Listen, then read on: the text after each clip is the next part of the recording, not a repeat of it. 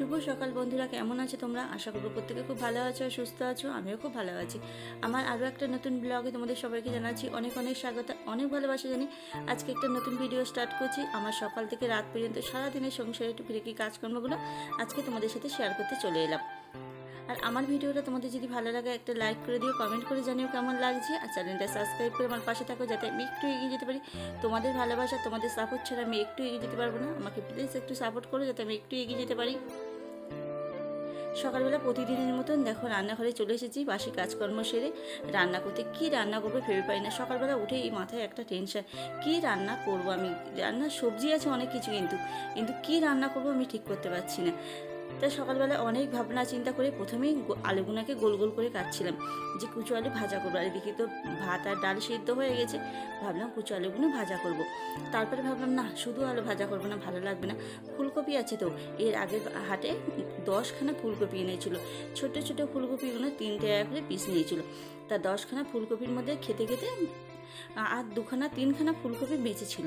সেই 3খানা ফুলকপি দিয়ে আর কুচো আলুগুলো দিয়ে আলু আর ফুলকপি একটু ভাজা করে ফেলছি।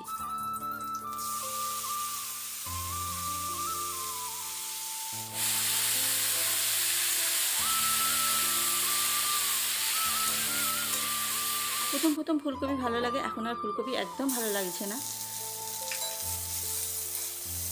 আর এখানে ডাল ফোড়ন দেবো, ওই জন্য পেঁয়াজ আর কাঁচা লঙ্কায় ফোড়ন দিয়েছি। কাঁচা লঙ্কা পেকে গেছে, ওই জন্য ফোড়ন দিয়ে ওখানে ডালটাকে সাঁতরাতে বসে দিয়ে দিয়েছি। আর অত বড় কড়াটা নাবিয়ে বাটিতে ঢেলে দিয়েছি, কারণ কড়াই গরম হতে অনেকটা সময় লেগে যাবে। আর ডালটা একটু বেশিক্ষণ ধরে ফোটাচ্ছি, তাই মুসুর ডাল না একটু বেশিক্ষণ ধরে ফোটালে না খেতে বেশ ভালো লাগে। আমি দেখেছি মুসুর ডাল একটু বেশি করে ফুটিয়ে রাখলে খেতে বেশ টেস্ট লাগে। তা ও তো সকালবেলা কাজে বেরিয়ে গেল, ওকে রেডি করে দিলাম। দিয়ে ও বেরিয়ে যাওয়ার পর এখন আমি 9টা বাজে, এখন ব্রাশ করলাম না, উঠেছি কোন ভোরে, আর এখন ব্রাশ করছি ঠিক 9টার সময়। ব্রাশ করে এখন চা খেতে বসেছি। মেয়েকে বললাম একটু খাবি, ও বললো না খাবো না। ওই জন্য আমি এখন একটু চাটা খেয়ে নিচ্ছি। চা না খেয়ে থাকতে পারছি না, সকাল থেকে অনেক কাজকর্ম হলো। আর এখানে দেখো কত বড় ব্যাগ, এখানে ব্যাগটা নিয়ে বসেছে। কালকেও তো অষ্টম পরে গেছিলো, তোমাদেরকে তো আগের ব্লগে বলেছিলাম ওর অষ্টম পর রয়েছে। তা কালকে দুপুরবেলা বেরিয়েছিল, ওদের বিকেলবেলা একটা দল ছিল, আর রাত্রিবেলা দুপহরের নাম ছিল ওদের। তা বিকেলবেলা করেছে, আর রাত্রিবেলা 2টো থেকে 5টা পর্যন্ত একটা যে দল ছিল সেটা করে নিয়ে 5টার সময় ও বাড়িতে চলে এসেছিলো। এসে কালকার বাইরে শুনে ঘরেও শুয়ে পড়েছিল। আর আমি চাদরটাকে না উল্টে এই বালিশগুলো সব চাপা দিয়ে রেখেছিলাম, না হলে না বিড়াল রাত্রিবেলা এসে এখানে সব শুয়ে থাকে, ওই জন্যে। তা ভোরবেলা বাড়িতে এলো, এসে ও 2 ঘন্টা একটু শুয়ে নিল, ঘরেই শুলো। তারপরে দেখো ঘরের বিছানাটা পরিষ্কার করলাম, করে বারান্দার বিছানাটা পরিষ্কার করে চাদরটা একটু ভালো করে টান করে পেতে ঝেড়ে দিলাম। দিয়ে কালকের কিছু জামা কাপড় ছিল সেগুলো সব ভাঁজ করে এখন এখানে গুছিয়ে রাখবো। এইসব পরা জামা কাপড়, এই জন্য প্রতিদিন পরতে হবে, এখানেই এখন আপাতত রাখবো। আর এই কাপড়টা এখানে রাখলাম, আমি আবার কাপড়টা পরে ওই বাড়িতে যাবো চান করে নিয়ে। আর অষ্টম পরে জিনিসপত্রগুলো এখন আর কাচবো না, ওটা ব্যাগ ধরে রেখে দিলাম, কদিন বাদে কাচবো। কারণ এক্ষুনি তো লাগছে না, ওইভাবে রেখে দিই, 2 দিন বাদে কাচবো। এখন আমার হাতের সময় নেই, আর এখন কাজটা অনেকটাই রয়েছে। আমাকে আবার এদিকে কাজকর্মগুলো সেরে আমাকে আবার ওই বাড়িতে যেতে হবে।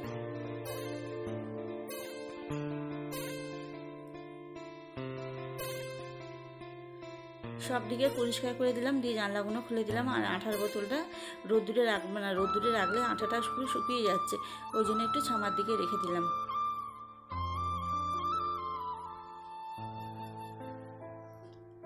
আর কি রোদ্দুর বেরিয়েছে দেখো, 9:30 10টা বাজে, কেউ বলবে এই গরমকাল পড়েছে, কি রোদ্দুর বেরিয়েছে। আর এই দিদি এসেছে এখন আমাদের বাড়িতে শাকল নিতে।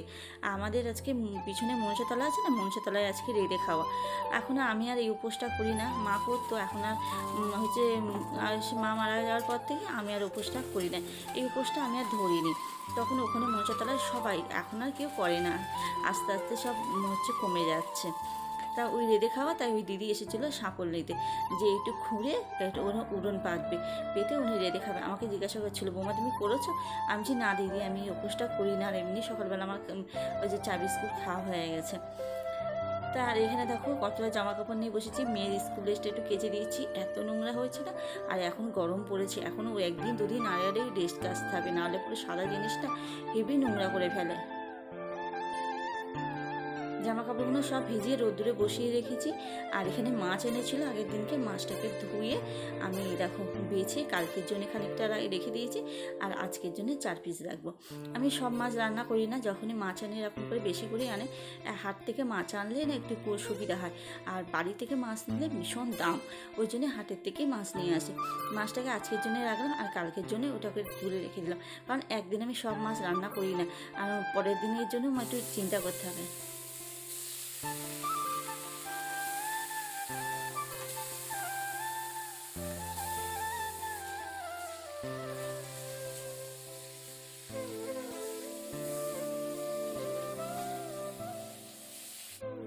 দিন আনা দিন খাওয়া মানুষদের না খুবই চিন্তা, পরের দিনের জন্য চিন্তা করে রাখতে হবে, যে আজকে আনলাম আজকে খেয়ে নিলাম, কালকের জন্য কি চিন্তা করে তো রাখতেই হবে। কালকে যদি না আনতে পারি তাহলে তো কালকে আর খাওয়া হবে না, ওই জন্য আর একদিনে সব কিছু করে করি না, পরের দিনের জন্য একটু বাঁচিয়ে রাখি। তো ফ্রিজে তুলে রাখলাম, রেখে এবার এখন এখানে নিম পাতা বাছতে বসেছি। বাবা আবার নিম পাতা পেরেছে, এই গরমকাল পড়েছে, এখন এই নিম পাতা খাবে, বলবে তেতো খাতে ভালো লাগে তো নিম পাতা খাবে বলে পারলো। তা আমি ওই নিম পাতাগুলো বাছছি, বেছে ধুয়ে এই যে একটু ভাজা বসিয়েছি। কড়াইতে তেল আছে বলে কড়াইটা না রেখে দিলাম, একটুখানি মাছের তেল আছে তাই ওইভাবে কড়াইটা রেখে দিলাম। আজকাল কড়াইটা ধোবো না, কালকে একবারে মাছ রান্না করে কড়াইটা মেজে ফেলবো, ওই জন্য নিম পাতাটা বাটিতে ভাজলাম। আর এই দেখো আমার সমস্ত বাসন মাজা হয়ে গেছে, রান্নাঘর পরিষ্কার করা, বেসিন পরিষ্কার করা হয়ে গেছে, আর লাস্টে এই টেবিলটা মুছে রান্নাঘরটা মুছে এই, আর এখানে আমার নিম পাতাটা এখনও ভাজা হচ্ছে। নিম পাতাটা আস্তে আস্তে দিয়েছি, এটা তো জোরে দিলে যাবে না, জোরে দিলে তো পুড়ে যাবে, ওই জন্য একদম কমিয়ে দিয়ে ওই দিকের কাজগুলো আমি সব কমপ্লিট করে নিলাম। তোমাদেরকে রান্নাগুলোকে একবার দেখিয়ে দিই। ওখানে আলু সিদ্ধ ভাত আর মাছ ভাজা এখানে রয়েছে, আর এখানে দেখো ফুলকপি আলু ভাজা আর ডাল। আজকে দুপুরে খাওয়াটা সত্যি দারুণ হয়েছিল, তার সাথে লেবু ছিল। এরকম রান্নায় ওরা খেতে ভালোবাসে, ওই জন্য ও বললে মাছের ঝোল করবে না, মাছ ভাজা রেখে দেবে। আমার মেয়ে তো মাছ ভাজা খেতে ভালোবাসে, সবাই মাছ ভাজা খেতে ভালোবাসে, ওই জন্য ওদের ইচ্ছা, ওদেরও খাওয়া ভালো হবে আর আমারও একটু শর্টকাট হয়ে গেল। দিয়ে চান করে কাল সমস্ত জামা কাপড়গুলো ভিজিয়ে রেখেছিলাম না, সেগুলো সব কেচে ছাদেই মেলে দিলাম। দেখো সব ছাদে মেলে দিলাম। আর এই দেখো আমাদের রানী, এই দেখো দেখেছো পায়রার এখানে বাসা করে দিয়েছে, এখানে চুপড়িটা টাঙিয়ে দিয়েছে, আর এর মধ্যে ও 3-4টে ডিম পেড়েছে, দুখানা পায়রা আবার বড়ও হয়ে গেছে। চলো আবার পরে আসছি তোমাদের সাথে কথা বলতে।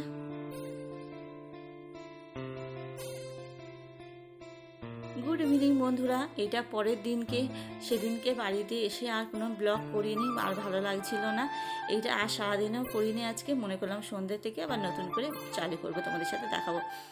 তা দেখো সন্ধ্যেবেলা সমস্ত কাজ কমপ্লিট করে এখানে চা করতে চলে এসেছি।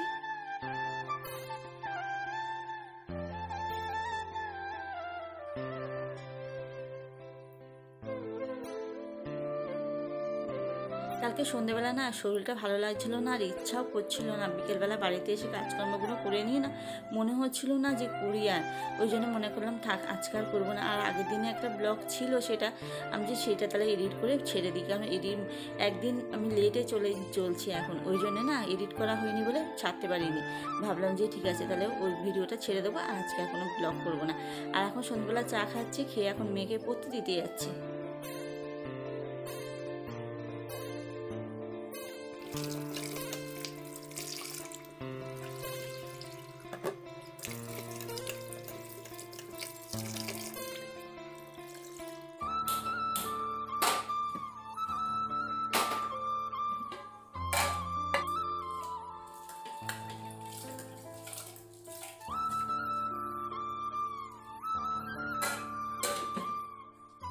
দেখো বাড়িতে এসে ভাত বসিয়ে দিলাম, আর কালকে থেকে বাসন জমছে, দেখো বাসনগুলোকে উবুর করিনি, এখনও উবুর করবো।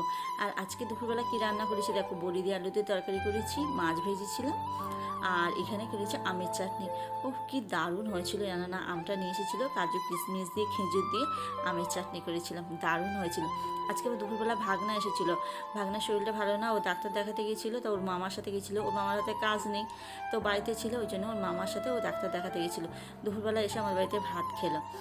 আর এখানে দেখো সমস্ত বাসনগুলো ভাত বসিয়ে দিয়ে সব উবুর করে ঝাঁকাটা পরিষ্কার করলাম, করে বাসন কোসনগুলো গুছিয়ে রাখলাম।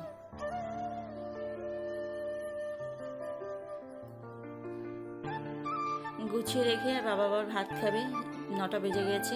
আর মেয়ে আনতে যাবো, তার আগে আমি ভাতগুলো দিয়ে দিচ্ছি, দিয়ে তার মেখে বাবাকে খেতে দিয়ে এখন আমি ভাতগুলো আমাদের জন্য ভাতগুলো বেড়ে দিচ্ছি। ও বললো আমি খেয়ে নেবো, সারাদিন শোয়ার বসা না, আমার ভাতটাও দিয়ে যাও। আমি যে ঠিক আছে তাহলে সবার ভাতটাই একসাথে বেড়ে দিচ্ছি।